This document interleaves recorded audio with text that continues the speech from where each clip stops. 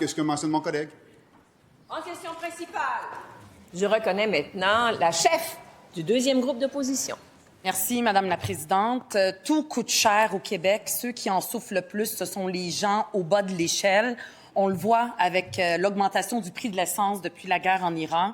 Quand ça coûte des dizaines de dollars de plus à la pompe, tout le monde comprend que ça frappe beaucoup plus fort une mère monoparentale qui roule en minivan, qui a un bas salaire que la majorité de la population. Bon, il y a certains partis politiques qui proposent des solutions simplistes, du mur à mur, qui nous gardent au Québec prisonniers du pétrole. C'est sûr que la vraie solution, c'est de sortir de notre dépendance au pétrole et au Québec, on peut le faire. Mais en attendant, c'est important d'aider ceux qui sont les plus mal pris. C'est pour ça que Québec solidaire, on a fait une proposition, celle de remettre 20 des revenus qui proviennent de la tarification carbone sur l'essence aux ménages à faible revenu. C'est une approche ciblée. C'est aussi une approche très équilibrée entre aider le monde qui souffre du coût de la vie, qui en ont le plus besoin, et continuer notre transition écologique. Dans le budget de la CAQ, là, Madame la Présidente, il n'y avait pas de mesures pour les personnes à plus faible revenu pour faire face au coût de la vie. Est-ce que le premier ministre peut corriger le tir? Est-ce qu'il peut s'engager à verser une ristourne sur le prix de l'essence pour ceux et celles qui en ont le plus besoin? La réponse du premier ministre. Oui. Madame la Présidente, d'abord, là, c'est important de le rappeler. C'est au Québec que les gens ont eu le plus de retour d'argent dans leur portefeuille. Quand on regarde, depuis que la CAQ est au pouvoir, le revenu disponible, c'est au Québec que le revenu disponible a augmenté le plus. Évidemment, il y a eu parmi ces mesures, un 2 000 pour les personnes de 70 ans et plus démunies. Il y a eu une augmentation importante des allocations familiales pour les personnes qui sont plus démunies. On a augmenté de plus de 60 l'aide sociale pour les personnes qui ont une contrainte à l'emploi. On a augmenté le financement des groupes communautaires de 1,1 milliard à 2,2 milliards par année. Donc, on a doublé le budget des organismes communautaires. Bon, écoutez, à un moment donné, il faut aussi respecter la capacité de payer des Québécois.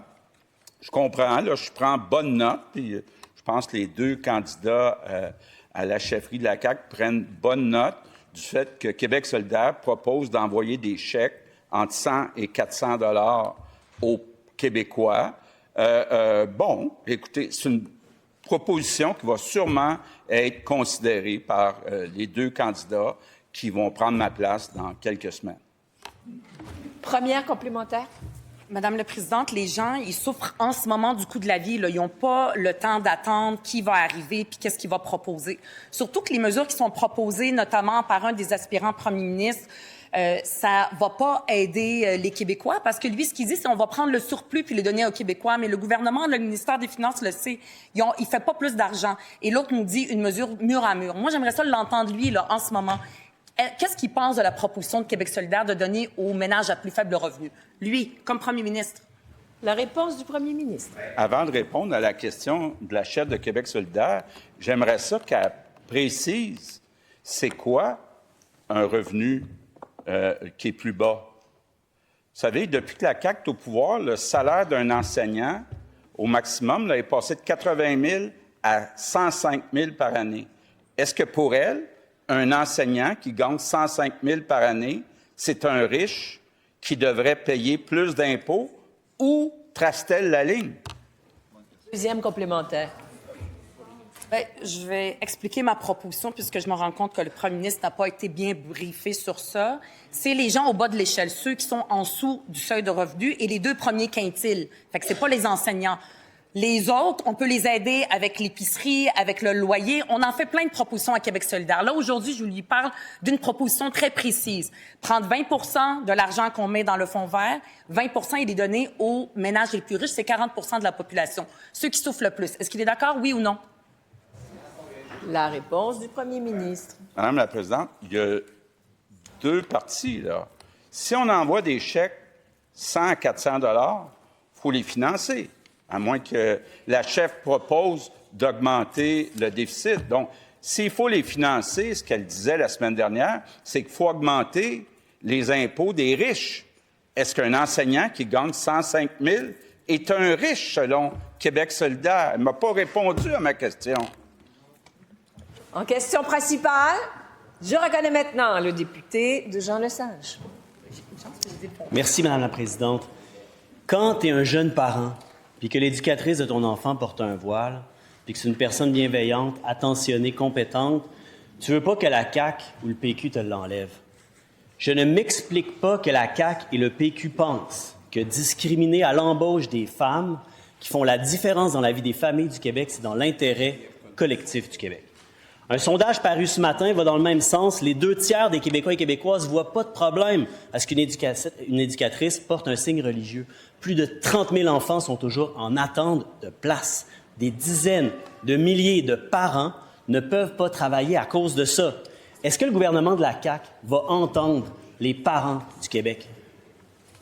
La réponse du ministre responsable de la laïcité. Madame la Présidente, c'est pas surprenant. Québec solidaire trouve toujours une raison, je ne dirais pas une bonne raison, mais une raison pour s'opposer à la laïcité. Aujourd'hui, ils ont trouvé un sondage financé par un regroupement pour dire que les Québécois, finalement, veulent garder leurs éducatrices. On le sait. C'est pour ça que dans notre projet de loi 9, loi qui vise à renforcer la laïcité au Québec, il y a la clause de droit acquis. Donc, il n'y a pas d'éducatrices là, qui étaient à l'emploi au dépôt du projet de loi qui vont perdre ce droit acquis. Il y en a qui vont peut-être choisir d'enlever le symbole religieux. On le souhaite. Le droit de recevoir des services laïques au Québec, c'est important. Il y a un grand consensus québécois derrière le renforcement de la laïcité au Québec. Si on veut parler de sondage, il y a un sondage l'automne dernier qui disait que 56 % des Québécois sont en faveur avec le fait que les gens qui travaillent dans nos CPE, dans nos garderies subventionnées, ne portent pas de symbole religieux. Mais on va le faire graduellement avec la clause de droit acquis. On va respecter le droit des parents et des enfants d'avoir des services laïques avec une transition assumée, mais raisonnable, vers des services toujours plus laïques. Mais Québec solidaire ne sera pas d'accord. Ils vont trouver une autre raison quand ça arrivera. Première complémentaire. Et pour ce faire, je reconnais le député de Schlager-Maisonneuve. Ça ne marche pas, Mme la Présidente, la clause de droit acquis. On l'a vu dans le réseau de l'éducation, c'est un échec. Mais là, on décide de se priver d'une main-d'œuvre qui est rare en poussant à la porte des éducatrices dévouées, compétentes puis appréciées. Dans son livre « Inclure », le regretté Jean Dorion parle de Karima, l'éducatrice voilée de son enfant. Et au contact de cette amoureuse du Québec et grande lectrice d'ouvrages de psychologie pour enfants, sa fille avait appris qu'on ne juge pas de la valeur des gens sur leurs croyances ou leur incroyance, ni sur leur façon de s'habiller. La CAQ doit reculer. Va-t-elle le faire? La réponse du ministre. Madame la Présidente, si les parlementaires de Québec solidaire avaient assisté aux travaux du projet de loi 9, loi renforçant la laïcité au Québec, ils auraient vu que lors des consultations particulières, il y a des gens qui sont venus, notamment des gens qui travaillent dans des CPE, dans des garderies, qui ont dit qu'il y a des éducatrices qui pensaient que la loi était déjà en vigueur, parce qu'au moment du dépôt du projet de loi, on en a parlé, pensaient que c'était déjà en vigueur, et la dame nous a raconté qu'elle a vu une éducatrice sortir de la garderie et, juste avant d'embarquer dans le véhicule, porter son symbole religieux. On lui a dit pourquoi? Elle a dit, un, par respect pour les enfants, et deux, je pensais que la loi était déjà en vigueur. Donc, ça se fait. Revêtir un symbole religieux et l'enlever pendant qu'on travaille avec les enfants, ça se fait, madame. Deuxième complémentaire. Il y a quelques mois, Ma Place au Travail avait publié un sondage avec des résultats similaires. C'était 64 % des parents qui s'opposaient à cette mesure. C'est maintenant 68 %. Puis pourquoi ils s'opposent ainsi, Madame la Présidente? Parce qu'ils savent que c'est une approche qui dégouline d'idéologie, parce qu'ils savent que ça ne se base sur aucun problème réel. Puis pendant ce temps-là, on a perdu 5 000 éducatrices dans les dernières années parce que Costco paye plus cher que la ministre. Puis là, on va en perdre encore plus. Où est la ministre de la Famille pour défendre son réseau pendant que le ministre de la Laïcité joue à l'apprenti sorcier avec son projet de loi 9? La réponse du ministre. Madame la Présidente, peu importe ce qu'on va faire pour renforcer la laïcité, Québec solidaire sera toujours contre. Toujours contre, toujours contre. Nous, on a travaillé de manière très sérieuse. On a confié à Maître Pelchat, Maître Rousseau, le mandat de faire une grande consultation, de faire un rapport. Puis on est arrivé avec un projet de loi qui est ambitieux, mais qui est mesuré, avec des clauses de droit acquis lorsqu'on arrive, avec des mesures comme ça. Avec maintenant le principe que les gens doivent avoir un symbole, le visage découvert tout le long du parcours éducatif. Mais ça non plus, Québec solidaire n'était pas d'accord. Ils ne s'en vantent pas aujourd'hui. Mais il n'était pas d'accord pour dire qu'on interagit à visage découvert dans nos cégeps et dans nos universités. Nous, on va interdire les prières de rue, sauf très, très rares exceptions, parce que c'est important, la cohésion sociale. Nous, on va enlever les locaux de prière parce que nos écoles, nos universités sont des lieux d'apprentissage. Principal. Je reconnais maintenant le député de Laurier-Dorion. Merci, Madame la Présidente. Hier, le tribunal administratif du logement a rendu une décision permettant à Madame Mélissa Desjardins de garder son chien Paul. Ça confirme ce que nous affirmons depuis des années. Les clauses d'interdiction des animaux de compagnie dans les baux contreviennent aux droits fondamentaux. En pleine crise du logement, c'est déjà très difficile de se trouver un logement sans avoir à abandonner un animal de compagnie qu'on considère comme un membre de notre famille. Maintenant que les tribunaux ont tranché, est-ce que le gouvernement de la CAQ peut s'engager à adopter rapidement les projets de loi que j'ai présentés en 2023 afin que les locataires ne soient pas obligés d'abandonner leur animal de compagnie? La réponse de la ministre responsable de l'Habitation. Oui, tribunal administratif du logement, on a reçu le rapport, Madame la Présidente, là, le 12 mars dernier. On a traversé donc la lecture de ce rapport-là, conjointement avec mon collègue ministre de la Justice. Par ailleurs, Madame la Présidente, la recherche de logement peut être effectivement, Madame la Présidente, un peu plus difficile pour certains locataires. Je vous dirais particulièrement ceux et celles qui souhaitent vivre avec un animal de compagnie. Par contre, dans le cas qui nous intéresse ici, Madame la Présidente, le cas auquel fait référence le collègue, le tribunal administratif du logement a répondu à un besoin particulier dans le cadre, Madame la Présidente, d'un cas très, très particulier. Alors, c'est ça, la réponse du tribunal administratif du logement sur le dossier qui est présenté ce matin dans les quotidiens. Évidemment, l'objectif du gouvernement du Québec, c'est de garder un équilibre, Madame la Présidente. Ça a toujours été ça, l'objectif. Situation propre aux locataires, situation propre aux propriétaires également. Donc, on a répondu, Madame la Présidente, à un enjeu très, très spécifique dans le Code du TAL. Complémentaire, et je vous invite à garder le silence pendant la question. En France, les interdictions d'animaux de compagnie ont sauté dans les années 70. Et puisque le gouvernement aime bien se comparer à l'Ontario, il devrait savoir que là-bas, en Ontario, ça fait 20 ans que c'est la norme. Pourquoi ne pas prendre cette opportunité pour enfin offrir aux locataires québécois les mêmes droits que nos voisins? Ce qui est bon pour Pitou devrait être bon pour Minou, n'est-ce pas? La réponse de la ministre. Ouais, ben, le Minou du Québec, c'est pas le Pitou de l'Ontario. Fait qu'on va juste garder les principes du Québec au Québec, monsieur le député. Ce qui est important de dire, en annexe de la décision, Madame la Présidente du tribunal, il est permis au Québec d'interdire la location d'appartements lorsqu'il y a la signature du bail avec une présence d'animal.